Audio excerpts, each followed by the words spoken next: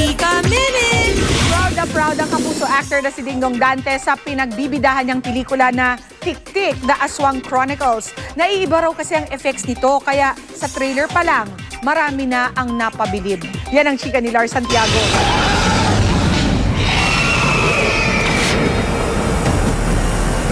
Certified viral hit na ang trailer ng pelikulang Tik-Tik, The Aswang Chronicles ni Dingdong Dantes at Lavi Po.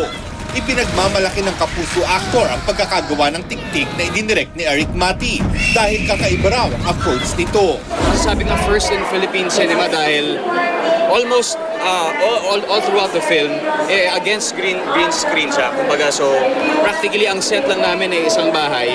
So lahat ng mga makakalaban namin dito computer generated siya. Sumesentro ang kwento ng Tik-Tik Chronicles sa pakikipagsagupa ng karakter ni Dingdong sa mga aswang sa isang bayan. Kanya-kanya nang ang post ang mga fans nito sa social networking sites dahil talagang kaabang-abang raw ang pelikula. May comics version din ng Tik-Tik na nilaunch sa isang comics convention para naman mas ma-appreciate ang kwento bago mapanood sa big screen. Bukod sa Tik-Tik, abala na rin si Dingdong sa iba pa niyang projects. Nag-shoot na siya para sa second season ng Protégé, kung saan muli siyang magsisilbing gala host.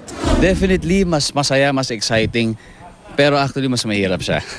Dahil hinahanap na natin ang susunod na magiging kapuso star natin. Siyempre, kailangan yung challenge mas mapatindi para malaman natin at masala ng husto talaga kung sino ang karapat-dapat sa kanila. Sinimulan na rin ni Dingdong ang pagpromote ng isa pang pelikulang natapos na niya, ang Dance of the Steel Bars. Kasama niya sa pelikula ang Hollywood actor na si Patrick Bergin. Inspired daw ang pelikula mula sa mga dancing inmates ng Cebu Penitentiary. Dumayo pa nga sila ng Cebu para roon mismo gawin ang pelikula. Lahat ng mga scenes na namin sinut. At doon mismo talaga sa loob ng kanilang kulungan. So for more than siguro almost 2 weeks kahit pa paano na-experience namin mga actors ang pinagdadaanan nila. Lars Santiago, updated sa Showbiz Happening. At siya po nagtatapos sa ating chikahan this Thursday night. Tutok uli bukas for the hottest in showbiz. Dito lang sa Chika Minute. Susunod na po ang Luna Blanca. Ako po si Pia Guanyo. Mike?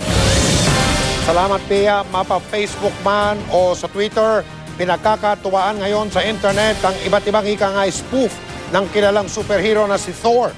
Si Thor ay ginawa na po ng iba't ibang bersyon hango sa kanyang pangalan. Silipin natin ngayong gabi ng Thursday sa pagtutok na ito ni Lala Roque. Ang God of Thunder na si Thor, hindi lang daw pang superhero.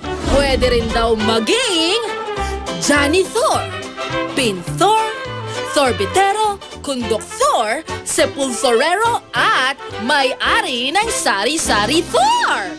Kung busy na si Thor dahil dito, marami naman daw papalit sa kanya. Tulad ni Miss Thorbin, Thora the Explorer, Nanette Inventor, Joel Torre at Senadoria Miriam Defensor Santiago. Hanggang sa mga bagay at pagkain, bida siya. Thoron, Thor Tangtadong, Mothor, Thornilio at Thurumpo. Halos ito na ang laman ng maraming newsfeed sa Facebook at Twitter ngayon. Kaya nag-trend sa Twitter Philippines ang puro Thor. Bagamat marami na naaliw, meron ding nainis. Torture nga raw ito sa kanila. Kaya hirit ng ilan, sorry daw. Ginawan din ang bersyon ng iba pang Avengers. Si Hawkeye na nag-ho-hokay-hokay. At si The Hulk na naging magtatahok. Sabi ng ilan, Thursday daw kasi kaya nagkalat ang Thor jokes. Ala, imbestiga Thor, hindi tayo tatantanan. Lala Roque nakatuto, 24 oras. Investigator, iba yun. At yan po ang mga balitang aming tinutukan sa nakalipas na 24 oras ngayong Thursday. Maraming salamat sa inyong pagtitiwala. Sa ngalan ni Nabel Tiangco Reyes Santos at Pia Guanyo, mula sa Tahanan ng Katotohanan, ako po si Mike Enriquez, ito ang GMA. Walang kinikilingan, walang pinoprotektahan, walang kasinungalingan, serbisyong totoo lamang. At dahil hindi natutulog ang balita, nakatuto kami 24 oras.